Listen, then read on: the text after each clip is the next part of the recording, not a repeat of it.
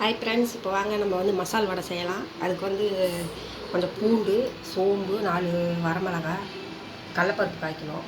ஊற வச்சு 1.5 மணி நேரம் ஊற வச்சு தண்ணி வடிகட்டி வச்சுருக்கு. அப்புறம் வெங்காயம், பச்சை மிளகாய் கொஞ்சம், கொத்தமல்லி தழை, கருவேப்பிலை கொஞ்சம். இதை அரைச்சிட்டு அப்புறம் மூட்டெல்லாம் கலக்கலாம். இப்போ பாருங்கெல்லாம் அரைச்சாச்சு. இது வந்து பூண்டு, சோம்பு, காஞ்ச மிளகாய் 4 அது போட்டுக்கலாம். அப்புறம் இது வந்து வெங்காயமும் பச்சை மிளகாயும் அதையும் போட்டுக்கலாம். உப்பு கொஞ்சம் போட்டு அரைச்சி இருப்போம் இதுலேயே. அப்புறம் கொத்தமல்லி தலையும் கருவேப்பிலை தலையும் போட்டுக்கலாம். பெருங்காயத்தூள் கொஞ்சம் போட்டாலும் பிணைஞ்சிடும்.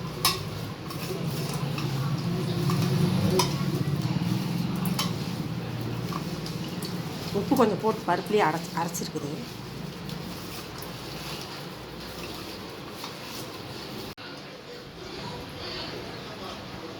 இப்போ பிணைஞ்சி வச்சாச்சு. எண்ணெய் காஞ்சிடுச்சான்னு பார்க்கணும். காஞ்சிடுச்சு பாருங்க. இது வந்து கொஞ்சம் கொஞ்சமாக எடுத்து இப்படி உருட்டி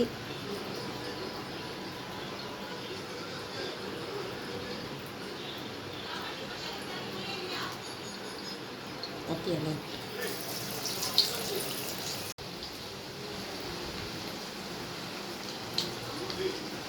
பாருங்கள். கொஞ்சம் கொஞ்சமாக இப்படி எடுத்து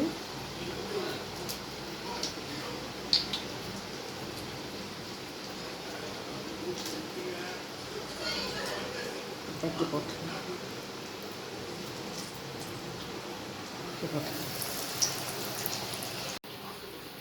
பாருங்க. வடை வெந்திரிச்சு எடுத்துடலாம். மசால் வடை வெந்திரிச்சு எடுத்துடலாம்.